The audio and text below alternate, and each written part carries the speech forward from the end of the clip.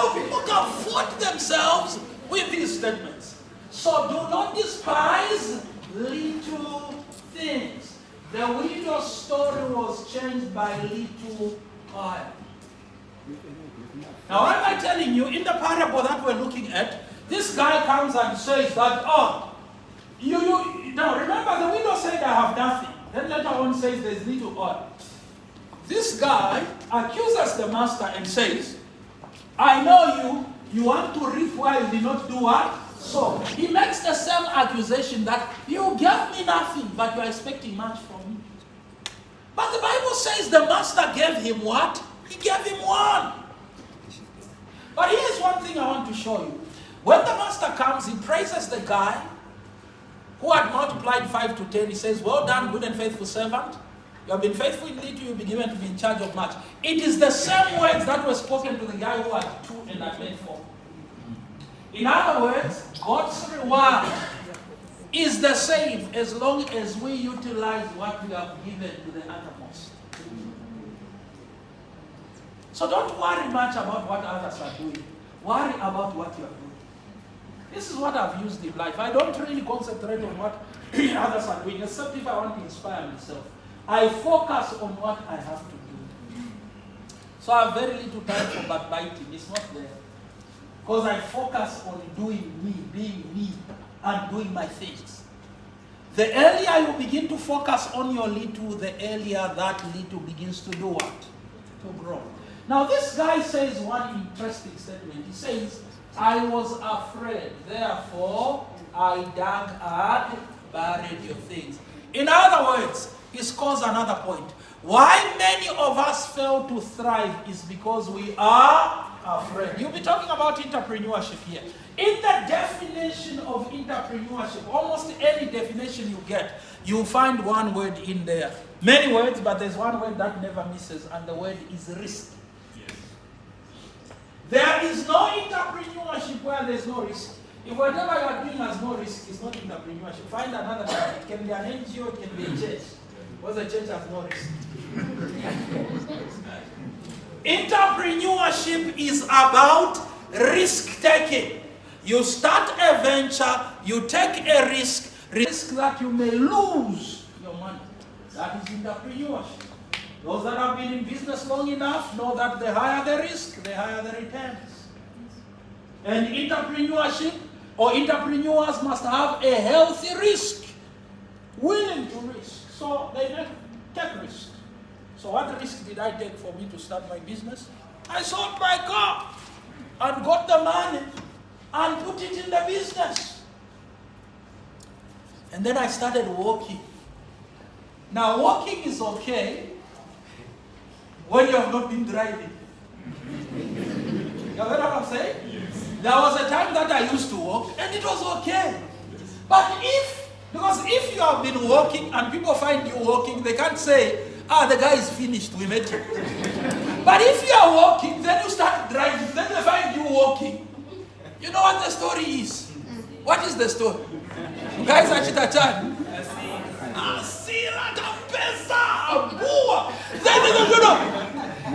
You are finished. According to them, why? You were walking, you started driving, you are back to walking. It excites all your haters, including your ex. You missed out on that one. Even you will not be happy to find your ex walking or driving. They just enjoy that to feel the nonsense, please, bro. You just. That's why you know that you are not saved. You are not yet saved. You need rebaptism. It's a joy that comes when you find your ex servant. Right? So you see, I sold my car. And I started walking. It was not nice. It was not nice. I remember some instances that were very traumatizing. And one of them was one time there was this young lady I had a crush on, and then so now I get on this bus, and because of my height, small buses are a challenge because I can't fit. I always pray that the front seat is empty.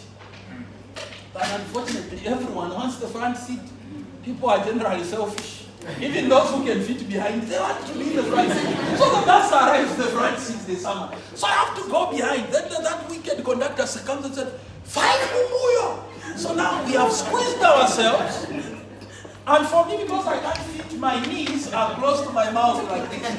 Then we reach on these traffic lights and the lights are not changing. So we are just there. And this is on the glass like this. And how the devil works is that is what that young lady uses that to do that thing. So now she's passing. She looks at the glass. And I can't turn my head. I'm just like,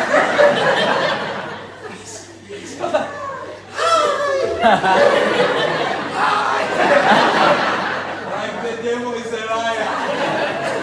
That's how everything ended there before it started. Right? But you see, that was the risk that I took. But look, the next car I bought it for cash. So the first car was a loan. But because I took a risk, the next one I bought it for cash. After when I bought it, I went with my wife, who was my girlfriend then. And I was carrying money in the bag. I said, baby, come, give him the money. I gave the money, said, give us the car. And we went. Right? Because we took a risk. So entrepreneurship is about risk taking. So the Bible says, when they were given talents, the one who received the 5, the Bible says, right away. Now he told me to talk about procrastination. The Bible says right away he went and traded and turned the 5 to 10. The second one, it also says right away he went and traded. But this guy who received the 1, when he was asked later on, he said, I was afraid. As long as you have fear, you will continue to live an average life. This life has very little for the scared, for the timid, for the afraid. This life, I will tell you, a talented, timid person will not achieve half what an ignorant and talented, courageous guy will achieve. That is why you have observed that majority of our sisters that are very beautiful are married to men that are not very handsome. It's because men that are not very handsome have courage. Because there is nothing you can tell them which they have not had.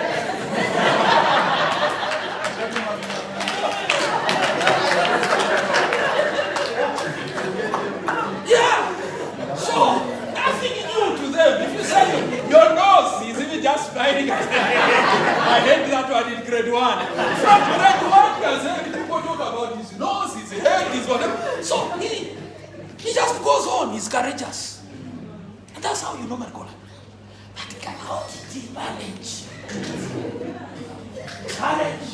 Because women are attracted to courage. Women are attracted to courage. Not looks. Forget your looks. Women are attracted to courage. Yes. A guy who, when he's speaking, is looking at her. She has no option but to begin him. She's now removing, things that are not there. Now you, sir, with all your handsomeness, you are the one removing things. And she's looking at you and you ask what I was saying is what I was saying. Women are attracted to courage. Well, let me also mention that employers are attracted to courage.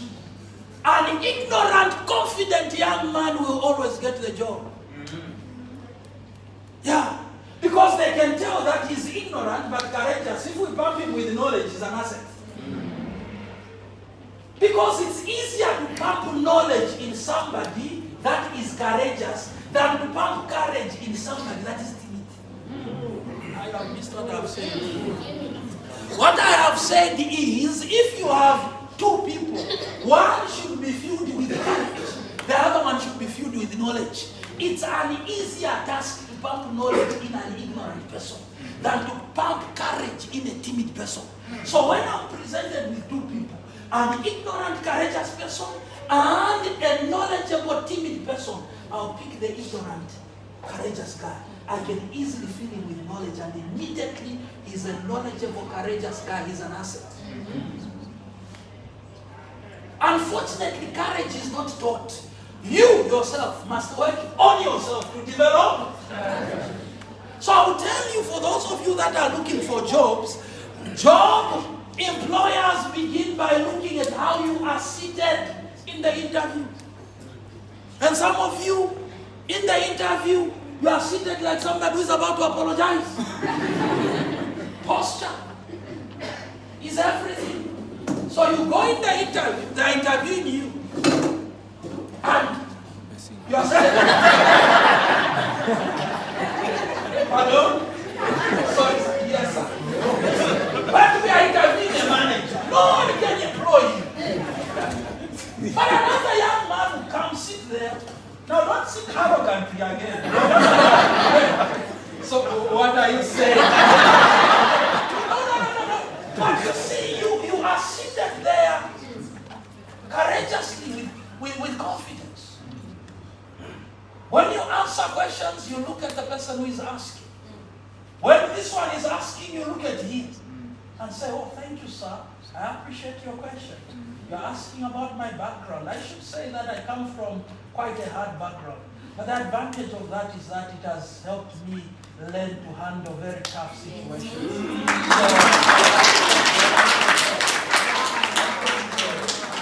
Already they're saying, and this is the young man. So courage will help you in your social life. Courage will help you in your professional life. Courage will help you in your business. A courageous person will sell things that they do not know, like they know. I've seen people. Oh, this phone, sir, is 1 megawatt. What? Then I say, what is mega? Then you realize the person doesn't know what mega is. But 5 megabytes and what? The courage is what gives you the confidence to buy. No one buys from a person who does not have confidence in what they are selling. So the opposite of courage and confidence is fear. Don't move around this world with the fear. You will achieve very little. Well, the Bible itself says, for God has not given us the spirit of fear, but He has given us the spirit of sound mind, of power and a sound mind. You know, one thing I realized in this business thing, I realized guys were doing way better than me, but who were half my intelligence. Like that guy, his intelligence is half mine, but my money is half his. His intelligence is half mine, which means his potential is half mine, but my money is half his. Then I started studying him. I said, what is the secret? I realized the secret was not potential. The secret was courage. The way they walk to, because some of you here are afraid. You are afraid. You have never been to any sensible office. Some of you, the companies you work for, even the director does not know that you work in that company. Because you have never been to the director's office. You have never been. When you arrive there, even when you hear the director is calling you, oh, what have I done? What have I done? No. I realize these guys who have half knowledge, half potential, half intelligence, full courage. These guys walk into offices with confidence. They don't come. The PS says, come and says, one of PS, how are you, sir? Good to see you, sir. Good to see you. We appreciate the works you are doing, sir. You are changing this country. The PS is already smiling. And yet, there is no country. You are changing this country. Your love for young people, you are taking this country to the next level. How much brings you? You know, PS, we want to support what you are doing. So, we are running a little business, employing young people, creating employment, because we want to supplement government efforts. The PS is like, yes. Now you, one day suddenly you're also tempted. I don't know whether it's of the devil or what. So today we are going to the PS. Reach at the PS office. The dog is like, as if it's a horror movie. The PS is debating, is it a dog?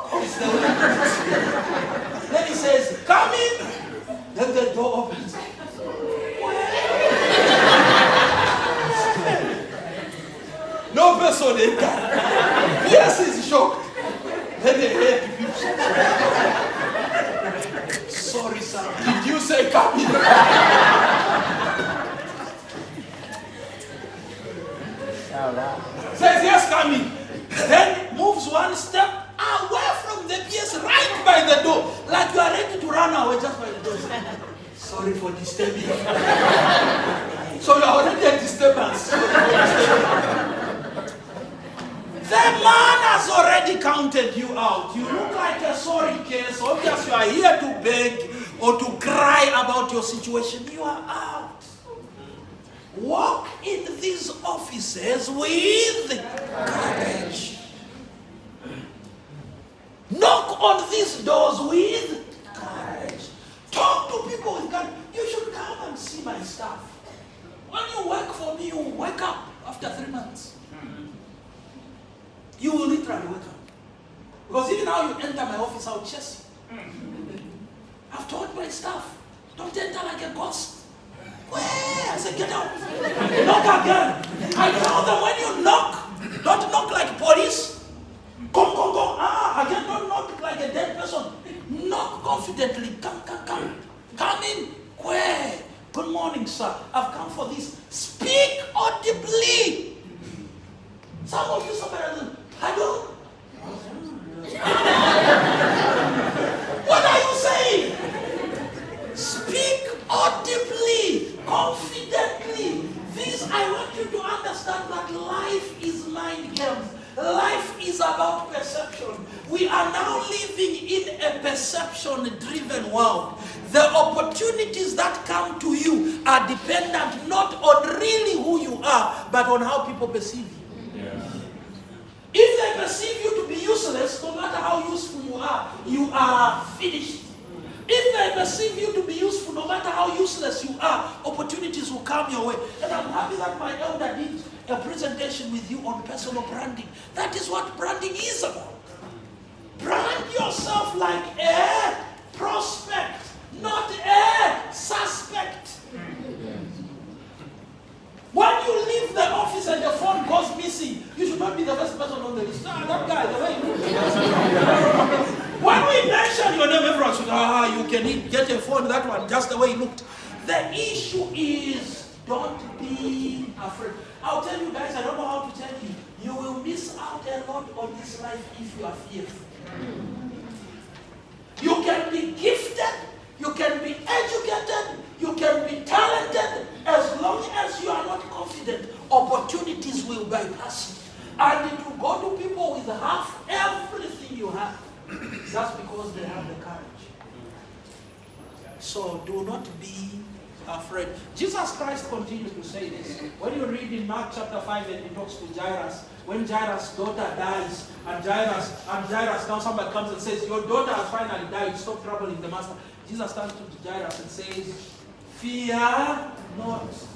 When the boat is about to capsize and those guys are now jumping around, they say, don't you care that we perish? As we are not men, now our children is saying, why are you afraid? Let me close with self-doubt for this session. So, God wants to send Moses to go and liberate those guys. Then Moses realizes to himself, where they are sending me, that's why I killed that guy. Where they are sending me is where I killed that guy. I know how not to go. So I'll tell him. So Moses begins to say a lot of stories. But in the stories that Moses was giving him, one question he asked God is like, who am I? Like who am I to be picked, to be sent? In other words, Moses says, I am not worthy of such a task. I should mention that there is one thing that psychologists have seen which is in common for all high achievers. It is something called self-efficacy. Self-efficacy is a belief in oneself. So I'll tell you, believe in God and believe in who? Yourself. The guys that are doing much in this life are guys who believe they can do. You can't be rich if you don't believe you can be. You can't be great if you don't believe you can be. I'll tell you that what I'm doing here and speaking to you and all these things you see me doing, I did not see these things yesterday. I saw them a long time ago and I believe they were all possible. You see me, I always joke about buying a jet there, eh? Yeah. I might be joking about that, but don't be shocked if 30 years from now we will meet and you say, look where I'm coming from. I say, no, we just landed here with my jet. I believe. Because believing is free. Believing is free. And let me mention to you that there is nothing that will happen in your life until you believe. Maybe let me tell you a little bit about the power of belief. So there is something called the placebo effect and the nocebo effect in medicine. The placebo effect states that 60% of treatment outcomes are not as a result of the treatment, they are out of the belief of the patient in the treatment.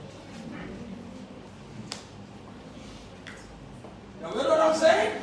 60% of treatment outcome are not because of the treatment, they are because of the belief of the patient in their treatment. So what have we seen at the hospital? This is what led to the concept of what we call placebos. So when you come to the hospital and we realize that you are not physically sick, but you are psychologically sick. Because some of the diseases some of you are carrying are not physical, they are psychological. There are some of you here with a lot of psychological diseases, which are now manifesting in the physical. Because when the psychology is confused, the physical manifests. By the way, when a woman believes she's pregnant, she begins presenting with symptoms of all symptoms of pregnancy. And I'm sure some of you have experienced that before. Don't say yeah if you're not married. You're exposing yourself and you need prayers and yeah, what I'm saying is, and I'm seeing you with God married, that yeah. Where did you experience there? Don't worry, I know you are saying yeah because you saw your aunt. Yes. Right? Yes. So, when a woman is convinced that she's pregnant when she's not, she manifests all the symptoms of pregnancy, including the growing tummy. Yes. And that is why I've heard things like they went to the hospital and they thought there's nothing in the tummy. Then they concluded that the witches have stolen the baby, so now they've gone for prayers. No, the woman is convinced. So when you come to the hospital, we realize you are not really sick, but you are convinced you are sick, so you are presenting with symptoms. We will inject you with water for injection. Wow. And put you on a 14 days treatment. To be wasting your transport money every day to come for an injection of Out of what? Sure. Then the next day you come and say, so doc, that medicine is working. We are getting there. There's another one. Sure, you go 14 days. After that you come, you go to church and even give offering and tithe and testify. What wonders have happened in your life? All of it psychological. So it's called a placebo. We have placebo injections and tablets that have nothing in them that we can give you to swallow for 3 months. Until you come and confess that now you are cured. What is that? It's the power of belief.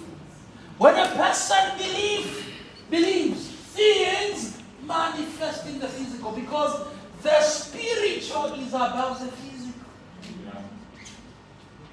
So it matters what you believe, because you can never achieve above your beliefs. Now, sadly, some of you here believe that you are from a poor family, and believe that you are poor people, and therefore you continue to manifest poverty because of your beliefs. Some of you believe that your family just doesn't have luck, others have luck.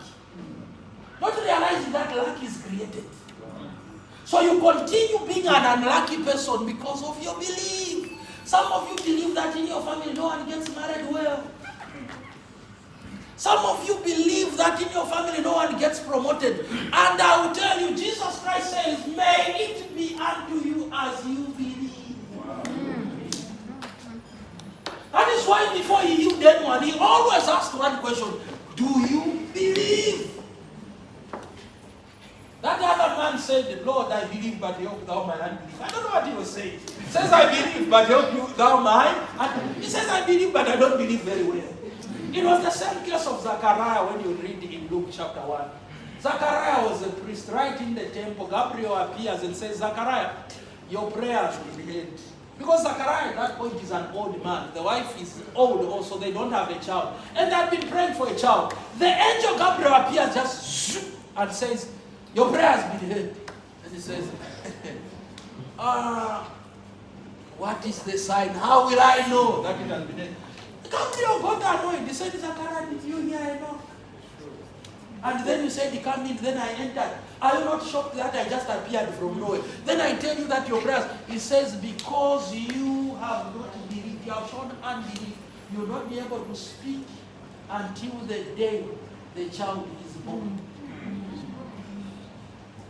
Then the same angel went and appeared to a little girl who was not a priest in the name of Mary. She was just around 17 years and said, you are going to have a child. And she didn't say, what is the sign? She says, oh, wow. Okay, how will this happen? Because currently I don't have a man. She says, don't worry. The power of God will rest on you. You have a child. Between the two, who should have found it easier to believe? The one who is married with the wife or the one who is not married and the power of God?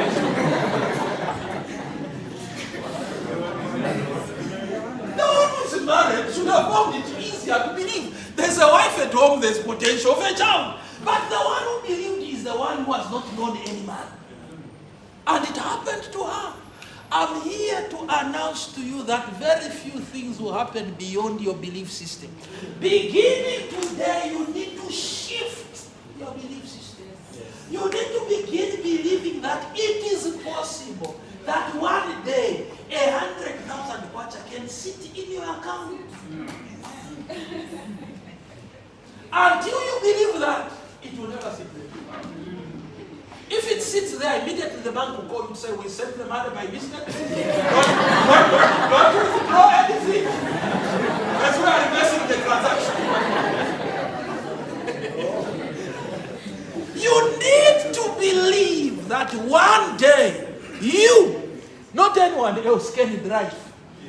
You need to believe. And visualize and see it. Strongly convinced so. You need to believe that one day your name can appear at Ministry of Land, that you own a property. You need to, until you believe you will never own one. You need to believe that one day it can be you, seated. Not on the resurrection day, because there we will all fly. But you need to believe that one day it can be you seated and you are looking, it's clouds. You say, what is happening? They say, we are flying. You say, is it a dream? By the way, my first flight in life was a flight to the Copper Belt, $2. And then I came to Cape. And that day when I flew in there, I came in a suit. And I was the only one in a suit in an aeroplane. I thought people put on the vest when you go to board. These guys, free tip. Your first flight, don't put on a suit. Because me, that's what I did. I went in a suit and I hammered. I arrived there. Everyone was very casual. I said, what's happening here? Then I sat in my seat. We argued with my young brother because we were arguing for who is going to sit by the window. I said, you are exhibiting village. Can you move this side? So we sat there. Then when we sat there, there's this white guy who just came in, sat on his seat, took it down and slept. I said, what do you mean? Oh, that's sleeping. That we are about to fly and you are sleeping. There are crowds to watch up there. The house is down. How can you be sleeping? Can you wake up? And you see, we were there. Now, we were somewhere now, out there in the air. And I said, Daniel Ngombo, come on. Is this you? I don't know, this could be a dream. I remember very well that I got two of my fingers. And I pinched myself on this side. I fell to the bed. I said, it is me. It is me. I am flying. But I'll tell you that I didn't find myself by accident there. Long years before it happened, I believed that one day I'll sit on a plane and fly. Today, flying is something that happens. I do trips in and out of this country. I can have 4 flights in 1 month. Literally. My passport is busy. Like you can see now when I'm busy, instead of driving, I do what? I fly. I'm flown here, not funded. I've used my own resources. Yes. But I had to believe that these things will one day be possible. I had to believe that one day I will marry, and I'll marry a beautiful woman. Because if you don't believe that, one day you will be shocked. Why are you looking at me like that? I know, I'm just checking. One day, if you must believe that one day you will marry a good man. Otherwise, you will end up with a man who will be beating you every day. You should believe the man who will come after you is a man who follows your belief system. Because you know what belief does? It changes behavior. And behavior determines what is attracted to you. I have missed what I'm saying. Belief changes behavior. So, when you believe you will get married to a good man, you begin behaving like a good lady. Because a bad woman cannot attract a good man. So your belief will switch you into a behavior that is in tandem with your belief. And very soon, good men will be attracted to your good behavior. And one day you just wake up and you are shocked that you are married to a good man. But then you will remember that you always believed you can marry a good man. I always believed I should marry a good woman. So let me tell you, I'm not suffering. Those things I don't mind. No, they just held you come by the neck. Because I hear these things in marriages. Oh no, they didn't give him food. And because you see, I've always said that a married man can't be like George of the Jungle at work in a tree, guavas. One leg here, one leg. Say, no, I love guavas. That man has not eaten at home. I love guavas. Maybe I love mangoes. No, sir.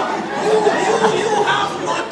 A married man can't be like George of the Jungle in a mango tree at work claiming I love mangoes. That man has not had breakfast. Because maybe they are not in good terms with the wife. I will tell you that I love mangoes, but at work I can't climb. If somebody comes and says, please throw one for me. But look, I ended up with a good woman. How? I believed it is possible to marry a good woman. I believe it is possible. When I arrived in Lusaka, I stayed in very common places. And those of you that know Lusaka, I have stayed in Kalingalinga before.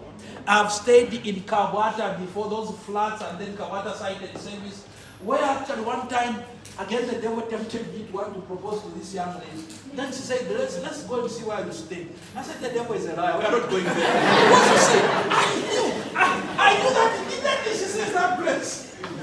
So I said, okay, let's go. We went around Kabwata without arriving until the sunset. I said, Kabwata is dangerous, let me take you back home. Then I cut all the plans and everything. But you see, when I was staying in those funny places, I believed that one day I will stay in proper places. Your life unfolds according to what you believe. So keep positive thoughts in your mind. Keep aspiring for better things, for a better life, for better relationships, for good health. Even your health unfolds according to your belief. There are some of you who have not been tested for anything that you are sick, but you believe you are sick. You know, you are sick, just a little thing. Is this a stroke which is coming? No. That's not how a stroke begins. Some of you, a little growth, this could be cancer. You are always waiting for the worst in your life. Begin believing and hoping for positive things and see what God does.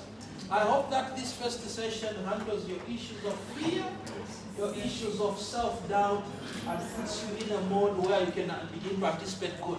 Let's go on break. When we come back now, we can talk business.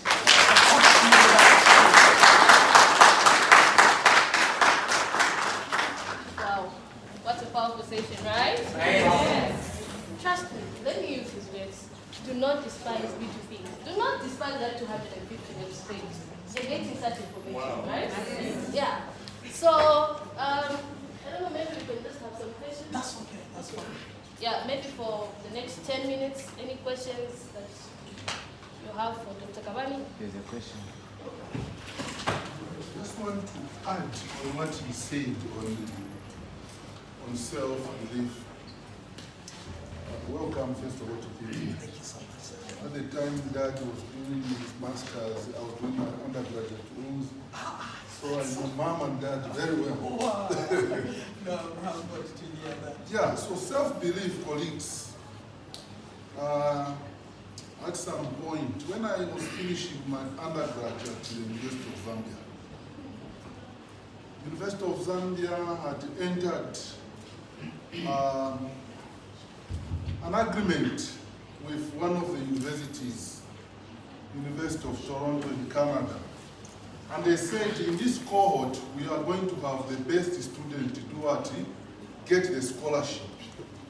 Now, in my class, I had very, very old people. And I remember Mr. Kaite, he has even since retired. And I told him, Mr. Kaite, you are the only person who can go. When I look at this group here, you are the only person that can take up. You apply for this scholarship. And then he told me, no, Papa, can you please give it a try? And I left it up to the end. I said, no. I started to collecting my CVs, and I have to look at my exams and the stuff. Colleagues, this is a true story. And Doc, that was the first time also I was trying to imagine if it worked, how am I going to feel in the aeroplane? So, fate as it was, I gathered all my documents. I took it at the University of Zambia School of Education, the secretary. And the secretary said, have you seen all these hips? I hope, Sianga, you qualify for this. But I said the prayer of David, even the current job I have. I competed with people that have PhDs, whatever, but I said the prayer of David. God, they are going to come with all the experience. They will come with all the things that with age. I was younger than some of the people. But God, I come with these papers of mine, do your part, fight my battle.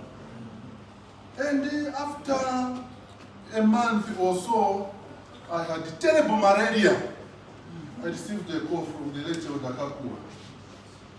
Sianga, you are going to University of Toronto. Wow. And you know what malaria does, eh? It goes immediately. Sir, is it true? Is it true? Yes, Sianga, you are going to University of Toronto. And the rest is history. And British Airways that time. Boeing 717. I even asked, how many are in this aeroplane? So I started remembering Gabon. When you go, what will happen? And then I started saying, when you go in the aeroplane, you start vomiting. You know, that Mzungu, I sat here, unfortunately, started. So what he is saying, lo and behold, I went to this. I studied at the University of Toronto in Canada. Out of that scholarship, where I thought I could not. So self-belief, what he has talked about, is very, very important. Other people may come with qualifications, they have this, but people are going to look at your skills. And because of this self-belief, I am what I am here. One time my Vice Chancellor, Professor Ngoma, told me, young man, I like your courage. One time you become a minister. Because I don't fear, because each time I would go in the office, I would tell you, Professor, I'm not happy with this, I'm not happy with this. And he would apologize. And I would tell my boss, each time a decision is made that is not even, I will go. No, sir, I'm going to face him. Allow me to go and face him. So what he said, colleagues, you can go anywhere. And when I tell people, I went to the University of Toronto, said, you went by distance? I get the point, right? Did you start by distance? No, I flew, and I knew how snow easy there. And I was told, when you go there, snow, when it starts falling on you, it will die and what? But each time the snow came out, we went there to welcome it. So it is very, very, very important, Doc. And even in your organization, people will look at your character, the way you exhibit yourself. They will not look that you are a dog, you are a what? The position that I have currently, I competed with people who have doctorates and what, but I'm not a doctor. I'm not a doctor. So, but I believed in myself. So courage. Plus the military training I have also, it gave me more courage.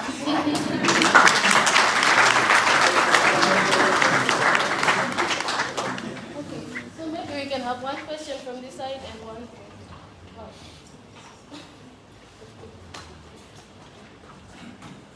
Thank you so much. I have a question. Yes, please. On the issue of courage, where you spoke about someone needs to exhibit courage for you to undertake an how can someone calculate the speed of having courage? Speaking this maybe from example.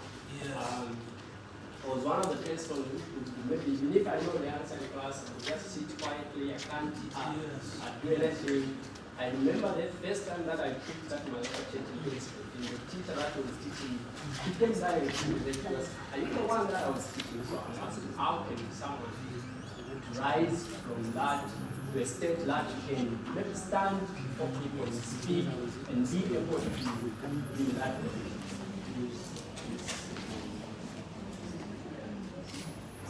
can have another question. Yes.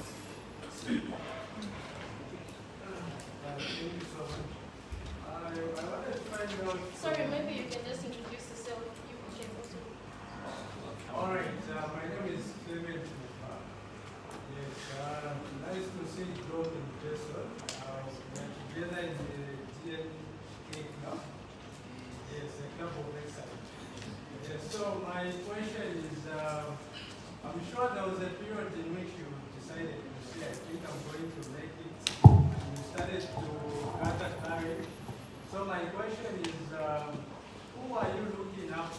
Like, sometimes when you reach that stage, there are people maybe you watch on YouTube, or maybe it can be from church. So I just wanted to hear from you like who you are looking up to and how that helped you.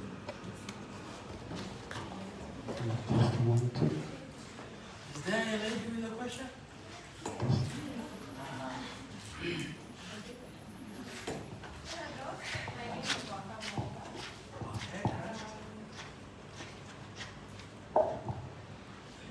Good morning, everyone. Good morning. Hello, Doc. My name is Moka Monga from Freedom Park.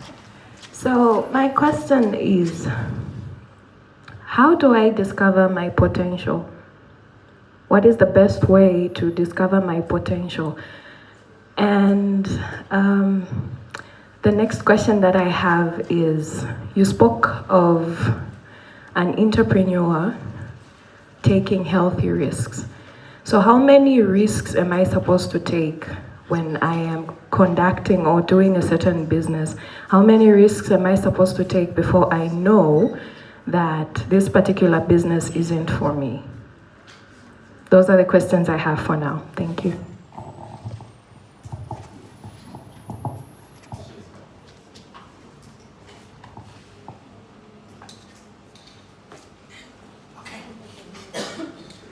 Thank you for the great questions, and thank you so much, Elder, for the wisdom shared. By the way, as I answer this question, my elders, if you also want to add to the questions, please feel free to do so. And anyone in the audience, I can see a number of people here that also could be a resource to add to whatever I'm sharing here. So if you're in the audience, you'd also want to add, please be very free to do so. So let's begin with the first question. How can you get courage? Number one, know the Lord. There's no one who knows the Lord who is timid.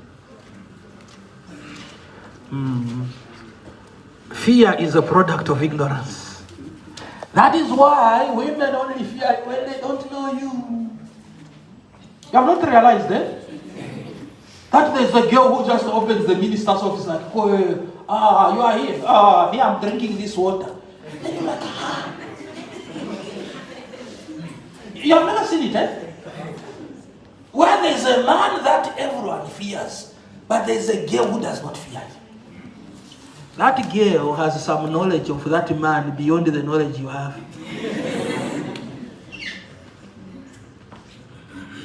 Knowledge removes fear. The more you know, the less afraid you become.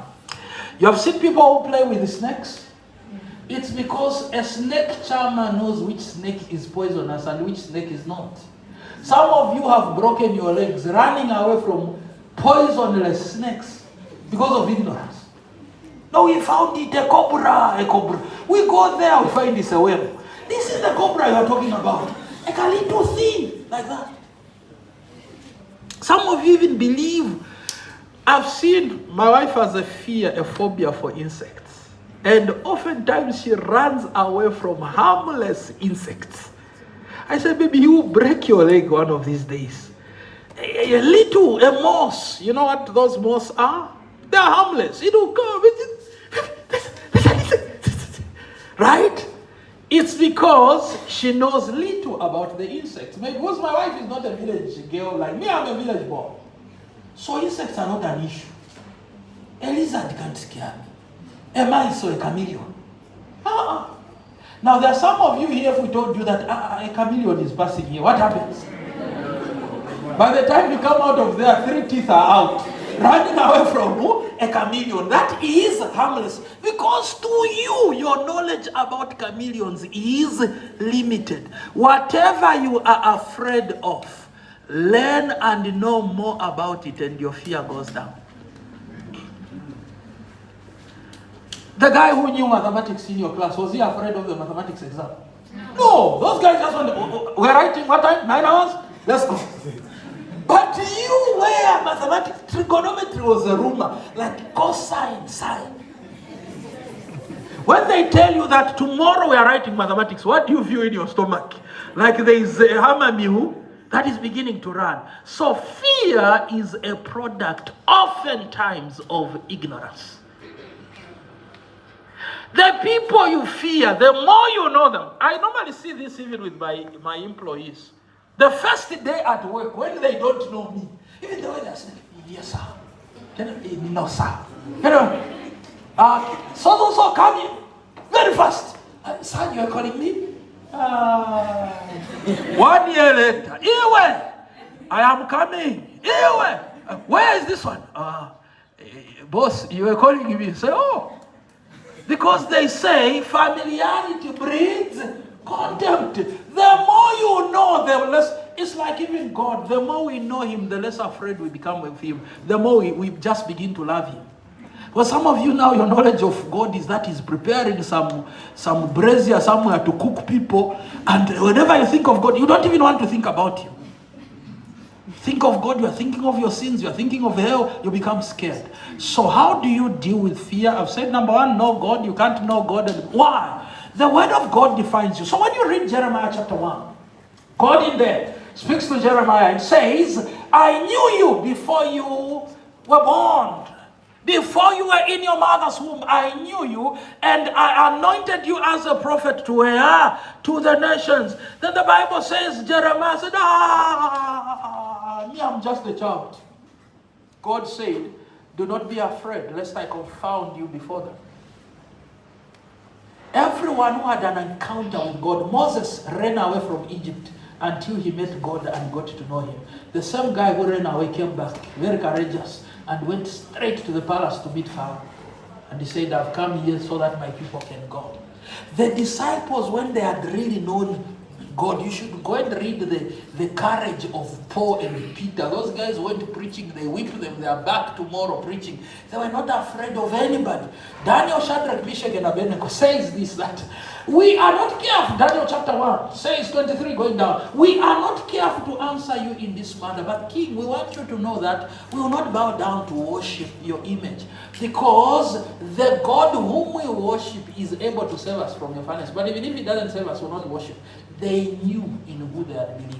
So when I go in offices, my courage is not just my belief in myself. It is my belief in God.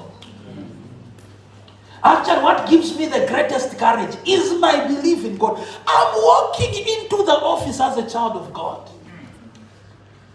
And there's nothing that gives me more advantage than that.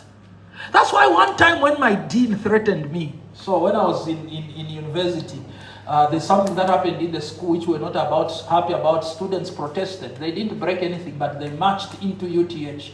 And the dean called us, and we were leading that protest. So the dean called us, the leaders, because I was in the association. And we sat there, the four of us. The dean speaks as a dean. We are just students. We're in our 5th year. He says, you guys, I want you to know one thing, that your future is in my hands. If I want, you can all go home by the end of this semester. You would have failed, you will go home, and there is nothing you can do about it. He said, by the way, in case you do not know, the vice chancellor of UNZA was my classmate in undergraduate. Even if I failed you here and you appealed there, I can just call him and tell him, don't pick these chaps. In case you do not know, the PS at Ministry of Health was my classmate. Even if I allowed you to graduate, I can tell him, don't employ these chaps. Your future is literally in my hands. And I saw some of my friends got shaken. Even me first, I got shaken. Because I forgot who I was. Then I remembered, I said, the devil is a liar. I sat carefully and nicely. I said, indeed, in that you err. In that you err. Our future is not in your hands. Let me tell you, Dean, respectively, that your future and our future is in God's hands, not in your hands. And because you have threatened us that you will fail us, we'll tell you, should we fail, before we handle issues with you and our Father in heaven, we'll sue you. And I saw him sit up. He said, we'll sue you, and we have taken note of the threat you have uttered. He said, no, it was not a threat. I was just talking of possibilities that normally happen sometimes. So it was not a threat, I was just giving an example. And guess what? We all graduated. And today that man was my dean and me are very good friends. I meet him, he's a boss in one of these things. And whenever I meet, he goes, come on, you chap, come here. And what we have even done some work, some projects together. Not afraid. You are a child of God. Always, David, you know what always comforts me? I'll tell you one thing I never get used to, Elder. I do a lot of flying, like I've said, literally I do a lot of flying, but I never get used to taking off and landing because of the turbulence. Yes. Recently, when I was flying to Malawi, we used a small plane. And when we were up there, this plane we used, I said, Lord, have mercy on your servant now. And I was afraid, and I was with my wife there and with our son, and I could see that my wife was also afraid. And she looked at me and said, baby, are we safe? I put up, the first thing, that time first the courage had not come, but I had to put a face of courage. I said, don't worry, baby, we are safe. But inside I was, Lord. And you see, but when I was afraid, then I remembered, and there's one thing, one scripture I recite every time a plane goes up or comes down, because the turbulence scares me. It's very turbulent. You can feel like we're going down. But I recite, but it's possible. Planes have crashed before. But I always recite Psalms 23. The Lord is my shepherd, I shall not want. Yea, though I walk through the valleys of the shadow of death, I'll fear no evil, for you are with me. Your rod and your staff, they comfort me. That is what gives me the courage.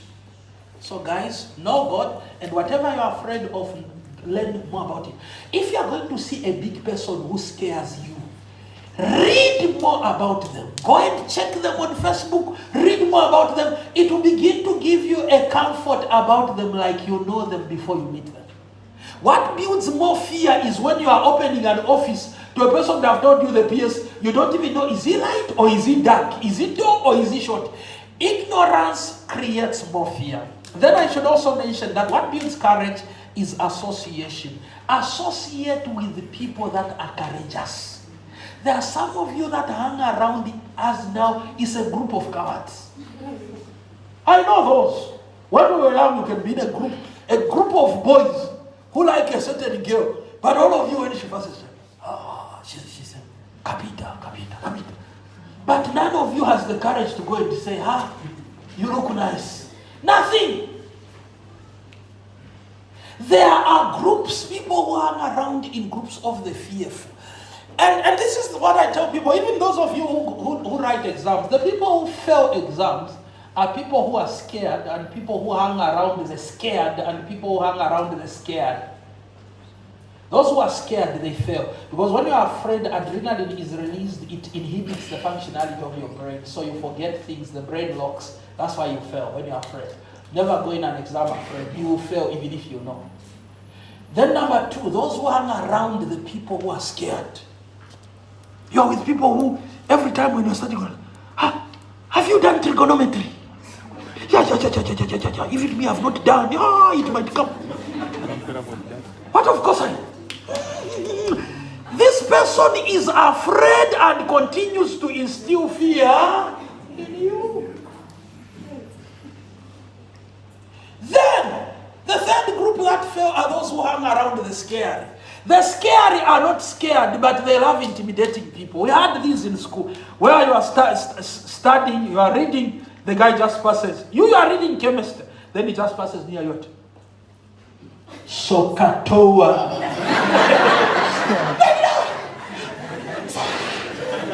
You can't remember anything about Sokatoa, and you are studying chemistry. Immediately you pull your mathematics book and begin in math. These are people that just go around scaring people. Don't hang around people that are scary, who want to instill fear. Find people that are reasonable, confident, and courageous. Keep them as friends around you. Daredevils. My friends are daredevils. They are all pushing fronts. Right now, these friends of mine that were here from Zimbabwe, they are here. One of them, when I'm talking, he says, Daniel, I want to relocate to Zambia. So let's find land. Want to bring good chunk of my business here, want to come and settle here. That's the courage of these guys. I was speaking at the ASI conference 2 weeks ago in Zimbabwe. And I'll tell you, I was speaking to big business guys in Zimbabwe. The one thing Zimbabweans have, which we don't have, is courage. Yes. A Zimbabwean can start off, a young man for South Africa with no relative in South Africa, but with belief that his life there can change. Can start off for Zambia. I can tell you in Zambia, when you say, I'm going to Mazabuka, they say, to see who? My uncle. Oh, from your mom or that side? Oh, okay. If you say, I'm going to Mazabuka, do you have a relative there? No. Say, ritual killers there. We always have these scary stories. That is why I can bet you that in this room, I don't know you one by one, but I can guarantee that not 5 people here have been to Congo. How many people here have been to Congo? That's good. I hope the Congo you're talking about is not Kasumbalesa. You jump like this, then you come back and I went to Congo. How many people here have gone to Malawi? Okay, at least. But you can see how small numbers are. Now, if you look at the guys who have raised hands, who have gone there, it's not like they are richer than you. But perhaps they are more courageous. How many of us here have gone to Namibia? Okay? How many of us here have gone to Zimbabwe? So here's the thing, guys. If you are going to use a bus to go to Zimbabwe, I've not used the bus before, but I know how much it is to use a bus to Zimbabwe to Harare. It's a 600 kwacha. You can't afford a 600 kwacha? You can. 600 going, 600 coming. To go and see opportunities that are there. But an average Zambian has stories that in Congo, bullets are like, pew, pew, pew, pew, pew, pew, as you are passing. There are no such things. When we talk about Malawi, you are here, Malawi, they are witchcraft. When we talk about Zimbabwe, Zimbabwe is dangerous. Hang around people. Then mastery experiences. Mastery experiences will help you also become courageous. What are mastery experiences? Try as much things as you can. Every win builds courage for more wins. Haven't you realized how the guy who gets employed will always get employed? Once you get the first job, after that, you have more courage now. That's why people even go like, I don't like that, I can even quit this job. Because now he has courage, he knows he can find a what? A job. So a win prepares you for another win. So don't be afraid to try. Yes, my own. Please. I was working for a company called Zambia Sugar for 10 years. Then one day I said, I need to move. And my friends were surprised. Then I left Zambia Sugar, I joined another company. And people usually say, who leaves Zambia Sugar? Even here in Quito, people ask you, who leaves Zambia Sugar to go to another company? So for me, it was the courage to just move and try other things. And you realize that you explore more things, you find more things that you can actually do better than where you are. Thank you. Thank you, my order. Even here, guys in Copperbelt, you are not a tree. Move. If God wanted you to be in one place, you would not have legs, you would have roots.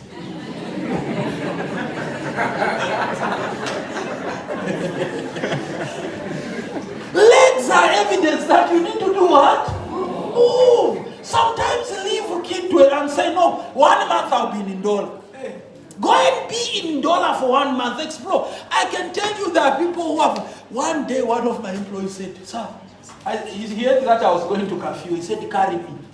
He said, carry you. He said, carry me, sir. To where? Curfew. I said, what? He said, sir, I've never been to curfew. He says, actually, let me be more open with you. I've never been to curfew. I've never been to Chongwe. I've never been outside Lusaka. I've been born and bred here. I just hear there is a curfew. I said, get in the car. We went to curfew. Said, this is curfew. Certain days just tell them, I'm going to Chilabombo to see what is there. Go to Chilabombo, get lost, lose some money, come back, your eyes are open. One of the days, go to Bufulira, move. When you move, opportunities are in moving. Opportunities are in exposure. Opportunities are in new connection. By the way, let me bring it home. Learn to move. Some of you, why you are struggling in certain areas, is you continue to be at Freedom Park. Freedom Park, you have been there 6 years, no one has proposed to you, you are still there. What are you doing? You know why I'm saying so? It is because there are people who saw you growing at Freedom Park who you will never convince that you can be a wife. To them, when they look at you, they always remember that girl who used to run around in Pathfinder and whatever. Hey, Mary, can you be a wife? You? They always see you as that Pathfinder girl who used to do poems. Now, I'm not saying change your membership. You maintain your membership, but once in a while, let's hear that you have gone to worship where? At Kitwe Central. Invited by who? By yourself. Yeah. Go there, and when you are at Kitwe Central there, somebody will just come to you and say, hi, my sister, how are you? Yes. Are you new here? Yes. Where are you coming from? Yes. It's ladies and men, something. Some of you guys, no one can ever take you serious at Kitwe Center. They know you when you used to do that master guide thing with broken English, with a lot of poems from Babylon Chidevo. Yes. Then now you come and I want to marry. Marry me to where? So they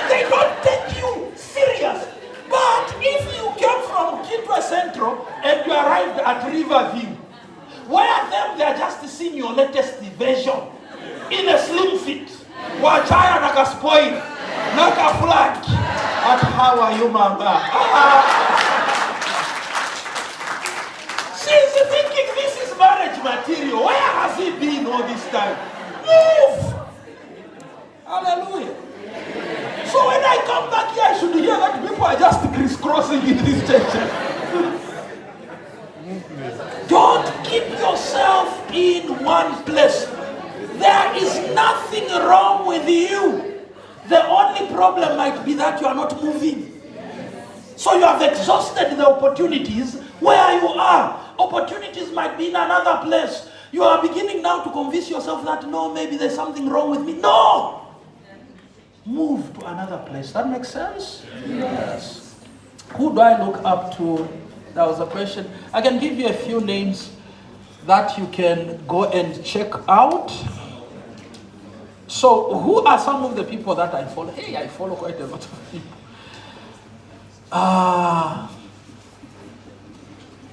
Which area? Spirituality, business, profession. Give us three. What areas? We can take the whole day. Other areas. 3 in each. Public speaking? Okay. So I'll give you maybe from a few categories, just 2 names, eh? So if we go to public speaking, some of the people that inspire me a lot, one of them is Dr. Samuel Quarantine Pimpim, because of his depth. Then Les Brown for his oratory skills. He inspires me in that, in general public speaking.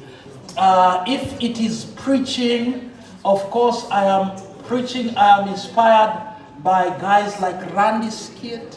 Those are great speakers. Barry Black, those are great speakers. The late,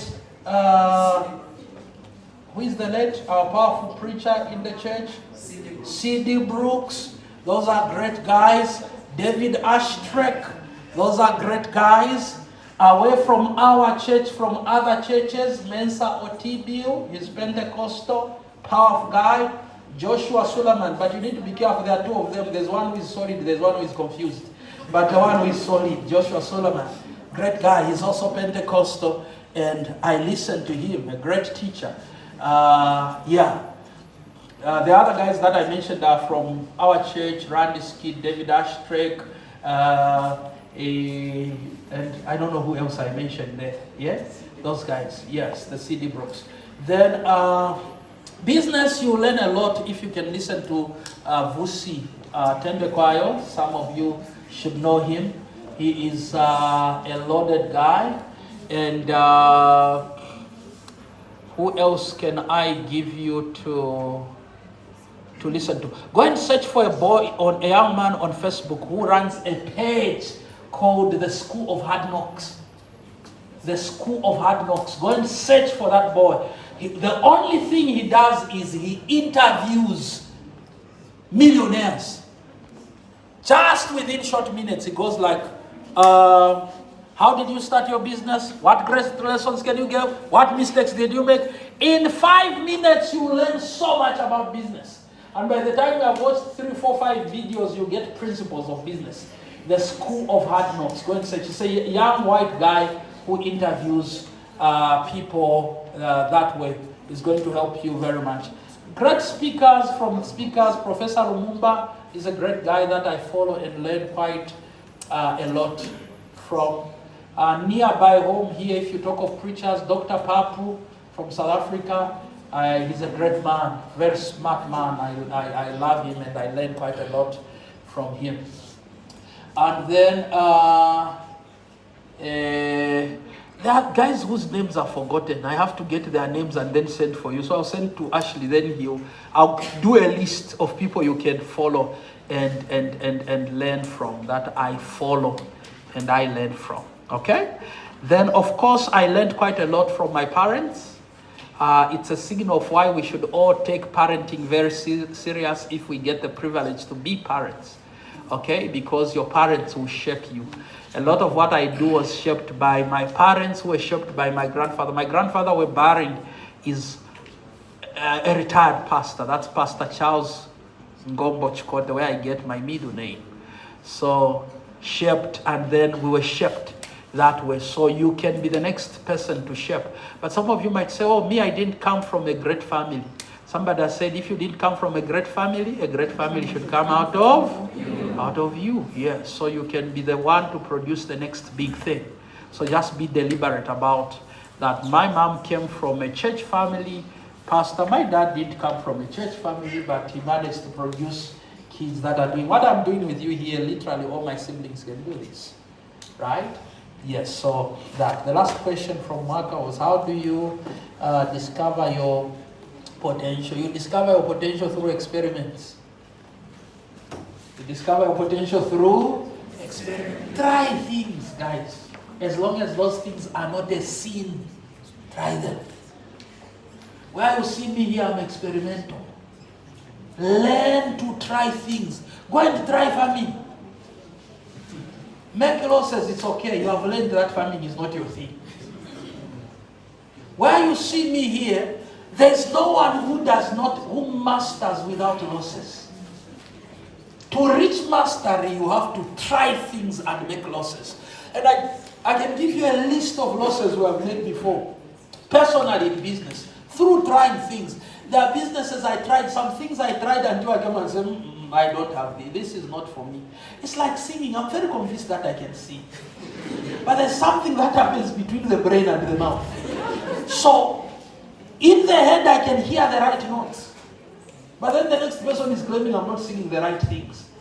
Okay? But at some point I had to agree. Actually, when I came to Unza in first year, I even had a solo album. But it didn't go far. Then I have to accept that maybe singing is not my thing. Maybe preaching is my thing.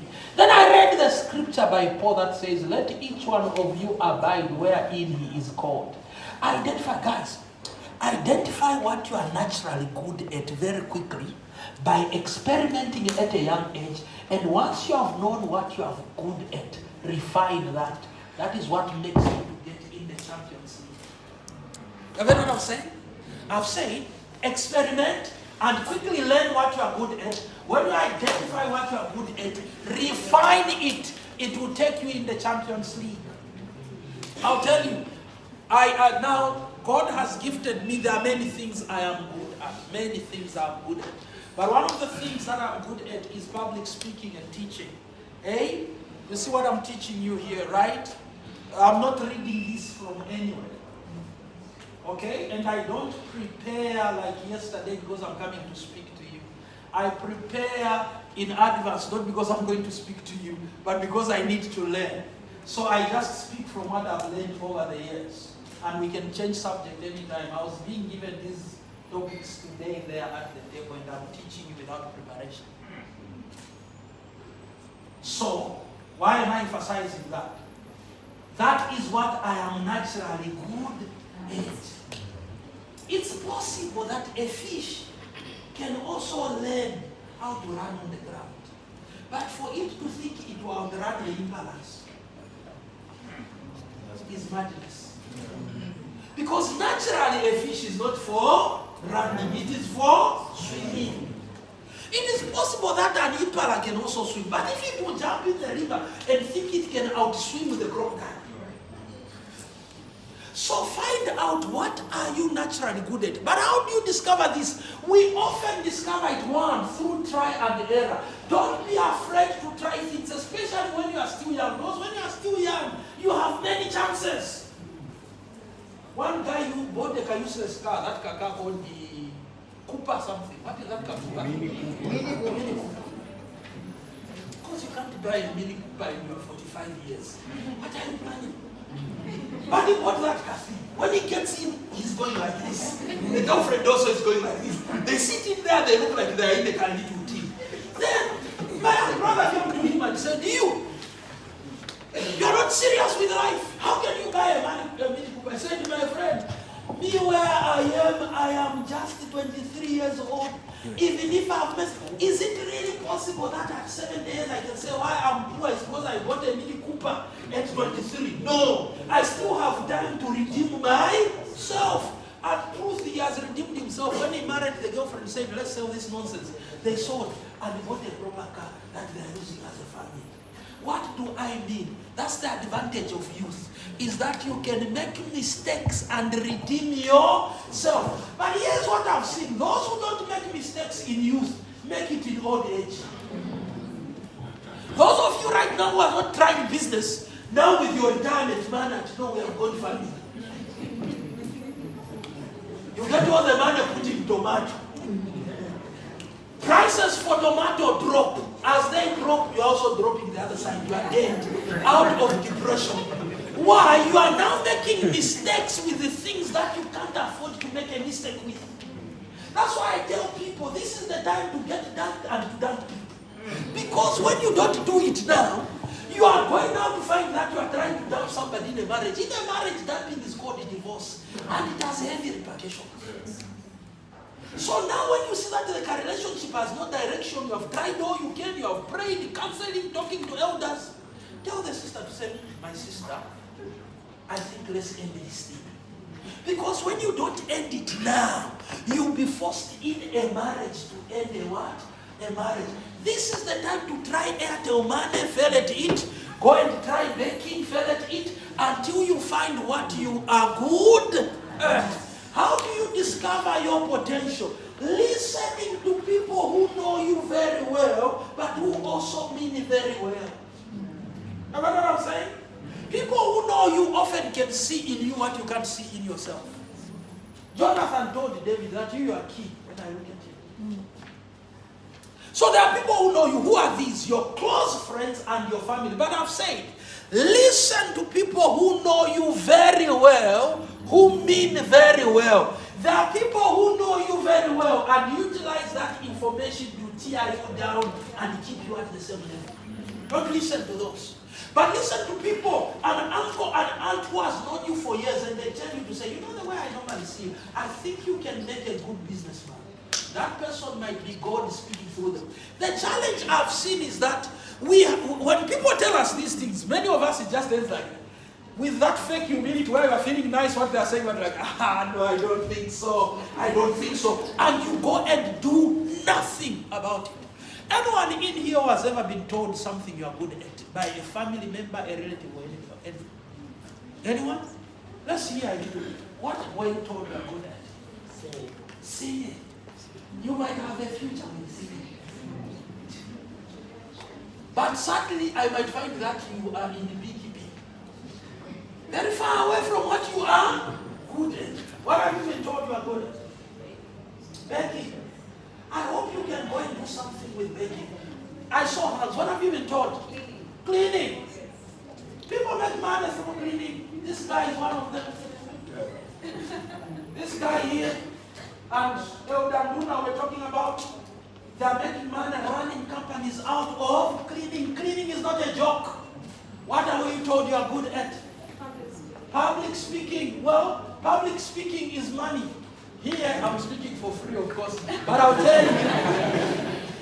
Yeah, because you're my brothers and sisters, hallelujah. But I'll tell you that don't think when you see me fly where I go and speak for free. I can't fly out of here to go and speak for free. When I fly out and you see me going to fly out, if I am speaking to people that are not very financially solid, I charge $1,000 for an hour. How much is that? Yes, that's how much they pay. That's how much? Is it 22,000? Yes, that's exactly how much they pay me to speak to them for 1 hour. That's if I'm speaking to a very small group. But if I'm speaking to people that are serious, I charge $3,000. Yes. And they fly me, and they pay my tickets, they pay my hotels. My team actually, if I was coming to sleep here, those of you, the church that have called me here, they'll know. My team would want to know even where I'm sleeping. They'll have to examine where I'm sleeping, and they'll tell you, dog can't sleep there. Dog can't eat there. Exactly, they'll tell you everything. There's a standard to it. It's just that. So that public speaking, don't take it as a joke. By the way, let me talk about jokes. Some of you are gifted in jokes. The only problem is that your jokes are free. But my good brother Kenny Dumbo is paid for his jokes, and it's not cheap. Do you know where I started charging people for public speaking? It was because one time I was invited to go and speak to students at Wiz. We arrived there, me and this comedian, difficult. Who is the funny one? There are two of them, they are both funny, but there's another one who is funny. It's difficult. The politician now. Yeah, the politician now. So they called us then. I was the keynote speaker. And I spoke for 30 minutes. Points at people like, they're right. How much was I paid? 0 punch. Then, difficult came. You know how long he spoke? 5 minutes, because he was a break. Me, I was the main thing. He was a break. 5 minutes. He came, after that, we escorted him. Even when we escorted him, your talk was inspiring. We keep telling him. He went to heaven. Then when we come back, these organizers make a mistake. They told me that, hey, Doc, those comedians are not a joke. You know how much we have paid him? Then he tells me the amount. That's how much you have paid him for him to come and crack jokes for 5 minutes. I almost said, the devil is a liar, can you pay me? Yeah, I've spoken for 30 minutes and I'm going with that very day I said, no, sir. I'll speak for free to the poor to empower them. But any rich person, yeah, that's what I do. Yes. Most of these things I speak for free just to empower people. But any people that have money, I won't speak to them for free. They'll have to pay because I've invested in the knowledge that I share. So if you are gifted in public speaking, don't joke about that. It can change your life. Jokes have already said, Kenny Dumbo Maza. It's Maza. Lucky. Just in the yellow things. Now I've seen him. Last time he was buying a Mercedes Benz. In a yellow dress. Emma. And who else? I don't know. Whoever those young men, they are cracking jokes with the invoices. They have realized that this life has people who are ready to pay to hear a joke to lighten their problems. So listen to the potential you have and monetize it. I think that should be it. You know the business is not for you. How do you know the business is not for you? You know the business is not for you if you know how to run it, but you have failed. Because sometimes ignorance is what makes you to conclude that this business is not for me. Have you heard? So don't quickly conclude that this business is not for me. It could just be that you don't have the competence. But if you have learned the competence and it's still failing, then you can quit and try something else. Don't be too quick to quit and say, no, pottery is not for me. Why? No, all the chickens died. We woke up, they're dead. Yeah, they are dead because you don't know that they drink water even in the night. So it's not that the business is not for you. Your ignorance has done what? Costed you. But when you have gotten all the knowledge and you have tried and it failed, you can try something else. Where do you get the knowledge? Number one, read books. You are headed nowhere in this life if you are not reading books. So read books. Number two, mentorship. Find the people who are already doing it. Don't head on them. Learn from them. Right here where you are seated, you have these elders. These are big people with a lot of exposure and experience. Get closer to them. Don't just be knowing each other. That elder. If I say, what does he do for a living? You don't know. What does he do? You do not know. Get close to the elders. Find out what they are doing. Volunteer in what they are doing. Then there will be skills transfer from them to you. Sometimes the people might even be younger than you. I have young people I learn from. Don't be too proud to not learn because somebody is just younger than you.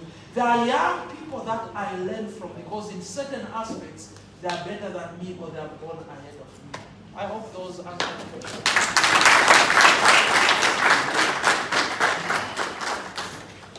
Thank you so much, Doctor. So I just realized I didn't say my name. My name is Bioba Hagajite and I'm your host for today. So I'm just going to call upon Mr. Ashley to do his task. Okay, are we still in the morning now? So it's morning. Good morning once more, ladies and gentlemen. Okay, quickly, I just want to recognize the presence of our church leader, Elder Sianga. Elder Sianga is the elder in charge of the youth movement at Freedom Park Church. When we say in charge, it's not just a matter of receiving reports and taking to the church board only, but it goes beyond to make sure that whatever we are doing is something that will benefit us, something that will not just help us today, but even tomorrow. Elder, we are privileged to have you in our presence. You should know that actually it was because of the elder that we have this event. He has been pushing us to live, or rather to have a ministry that looks beyond only spiritual aspect, but even other aspects. As the doctor mentioned, the 3 aspects, do you remember them? Number 1? Spiritual. Yes, number 2? Number 3? That's what the elder, our elder Sianga, has been emphasizing in the youth ministry. Shall we put our hands together for a great leader like Elder Sianga? He's a friendly man. Please feel free to approach him and ask him what he does so that you know where you can volunteer, okay? So that you build a good connection with him. Elder, maybe you can just have a word or two for our people.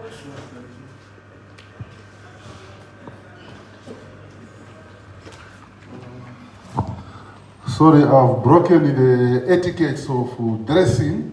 I wanted to swag. You can see the Air Force, right? I'm the odd one out. Yeah, I was telling the other group also that, at times I want to look like in the 20s, you are not in your jubilees, so that you just fit the people that you are in. He says that, people at times when they look at me, they think that I'm a very, very, very vicious person. I'm a very, very friendly person. That is what is unknown. I have my daughter there. Stand up. She knows me very well. Okay? So, now the grandchildren, our children, they have given me a challenge. When she tells them, this one is your grandfather, they tell me, no, you need to have a canter for you to be a grandfather. Because there's a grandfather who was a canter. So we are there to convince them. I'd like to thank you for coming in numbers. I was telling Ashley, when he called me, I was following your movement, my dog. When you're on the plane, when you are in Malawi, I've been following you and your presentation, I should say, like there's one presentation that really touched me when you were presenting at this school for Dr. Rogers Twatwambo, that life at times can be very crazy. You start from secondary school as a group, but at the end of the day, when you leave that phase, you start even fearing meeting each other. Do you hear what I said, right? You start fearing each other to say, you start, I listened to those presentations, my doc, those you made that side, and I was very built, and that is real life. So what am I saying is that what he is presenting, to me, is not like a motivator. He's also giving his autobiography. Motivators, they will lie to you, but for me, he's giving his autobiography. So let us take these lessons very carefully as they are going to build us. Because life can be very cruel. The people you started with after a certain phase. And that's why I dislike there is what is called in sociology, social discrimination. And in life, there is what is called inherent discrimination. What I am is not what the other person is. Like my boss at work. So I cannot claim those privileges that he has. I need to stay where? In my lane. And therefore, when you progress, Sianga stayed on the copper belt a long time, and those people I left who have not progressed. Uyu Mundana twalina nko twalete afe bola pa. But are you still playing bola with Mundana? No. I hide myself, and many people just know that he's a sports analyst. Those that see you see me on TV, right? It is I hide my other identity. And that's why even when you progress, you find that Elder Kakua used to tell us, when you finish at the University of Zambia, don't wear that t-shirt. I was at the University of Zambia, I was where, let people see your works. Let people see your works. Doc, I see a difference between a degree holder and a diploma holder. A degree has a lot of theories, whereas a diploma has a lot of practical. Why am I saying this? By the way, I'm a trained teacher myself. I started as a secondary school teacher way back, I think I can say 30 years ago now. Now, I realized when I was being taught by somebody who was a degree holder at teaching practice at Chamboli Secondary School, when he came to teach us, and then somebody who came from Nkuruma, where I started from my initial training, we nicknamed the teacher from the University of Zambia Manilosi, whereas the one from the diploma setting, we nicknamed him as somebody who was able to do what? To give knowledge. So what do I mean? You may learn a lot of theories. If you cannot practice them, you are going to be a theoretical giant and a practical dwarf.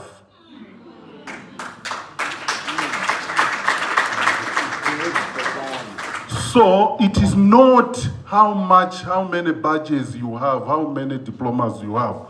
So what I would like to say, that this seminar is a chance for you to learn, to network, and to open your minds to new possibilities. But more importantly, it is a chance to align our ambitions with our faith, to build business and careers grounded in integrity, service, and the value of God's kingdom. And when you notice his presentation, all his presentation, he's putting who? God. Because God is supreme in our life. So it is very important. So I encourage each one of you to be very attentive, be curious. She came one time, Madam, stand up, Fazai. She found me, she didn't know where I'm found. She came to God, I didn't know that you are found here. Sit down. And she has a problem, and I think which are almost resolving. So I encourage each one of you to be attentive, be curious, ask questions, and dare to dream. The knowledge you gain today may be seen the seed God uses to grow your future ministry and your future business or your future impact on the world. So let us take these lessons very seriously. As he has said, let us learn to see, for example, Elder Namiroko. Elder Ngoma is HR practitioner. Elder Namiroko, we see where he works, is NAPSA. So let us learn to network. Let us not fear. Are we together, church, brothers and sisters, eh? Because it is through that you are going to know that, oh, there is this. I've interacted, by the way, with Danduna, and we invited him one time to give his presentation, and he said the problem that we have, we are getting graduates who cannot apply themselves. Because of AI, in the past, we used to learn using the logbook, know what. Now the AI, this time you just boom. So please, let us take this seriously, and despite your busy schedule, I was worried when you talked about this. Is the elder going to be with us, the doc? So we are glad you have come, and let's take these lessons seriously, and we thank God for the blessing that you have. Just as I said, the big man, we know each other very well. They were our mentors at the University of Zambia, very giant like him. So may God bless us all. And even as we are here, I've already flown the pictures on elders' board. They're asking, how is it going? on our group, Elders Board. They have seen all the pictures I was taking here. No, it is going on well. The attendance is very good. May God bless each one of us. And I usually say this prayer: may goodness and mercy follow you all the days of your life.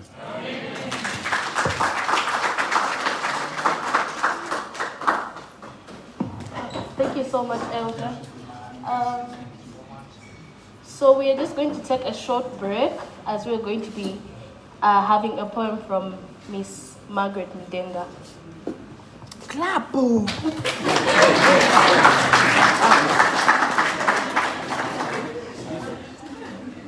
See a minute. Nichani ma jealous. Clap!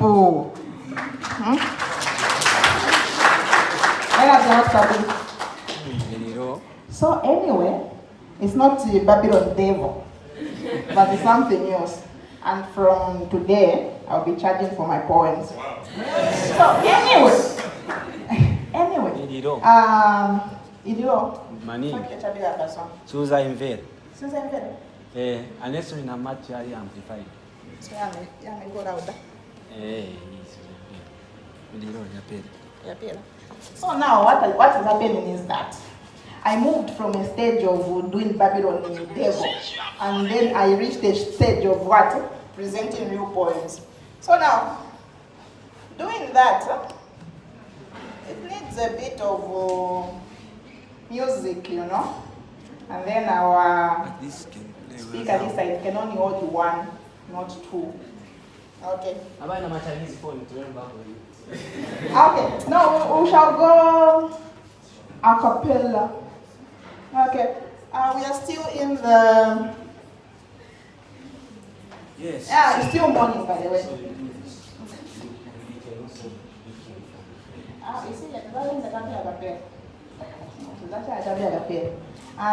Good morning. Oh, it's now afternoon. It's noon, actually. It's not even afternoon. It's noon. So this one I'm giving you is called Listen to Your Heartbeat. Okay? Brace yourself. This one is likely to get under your skin. When you look deep within, you will find that you are far from home. Surrounded by many, yet alone. And no one would like to admit that there's a village called home. A land with hardly any options. Mainly no commotions.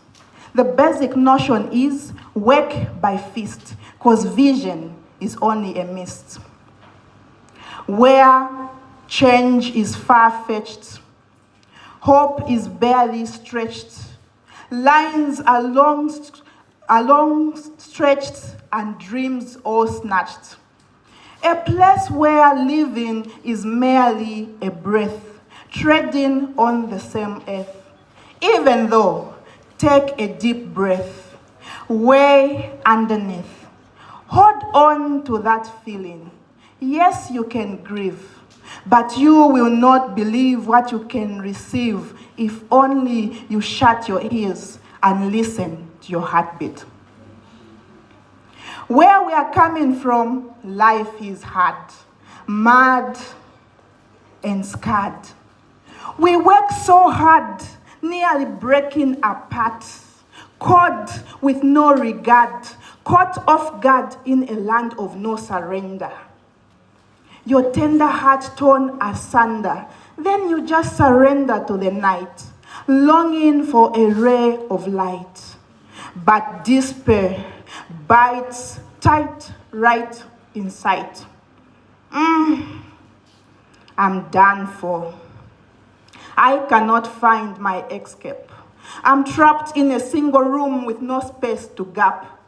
I do not have a relief. The more I try to hold on to my belief, the more I catch misbelief. I'm now even chief among the disregarded, shaded and discarded, even better off dead. Humuna mwana vama, hutalili. Beneath you is a lily, pretty and chilly, waiting to bloom as clear as a moon. Truth be told, our history is rooted in hardship. But take a grip, go on a trip, flip the page back to history. You will find glory in tales told around the fire, in the courage fought by our ancestors with their spirits higher, carving houses and bridges with mere talent that we admire. They did not relent, nor retire, and till date they inspire. So shut your ears and listen to your heartbeat. It tells a story of the real you. Focus beyond the blues. You will find your true view. You know, among the very few, there's only one you. So nyamuka mwana wa mama. Leave that mama. Usamare mau usiye na maganizo. There is a better you than this you. Simply shut your ears and listen to your heartbeat. Now arise, ye mighty hero, with full strength of a pharaoh. Unleash your wrath as a full tornado. Say no to being a zero. Get on your feet, mighty hero. I salute you. Stand, claim your land. Expand your brand. Call your command and listen to your heartbeat.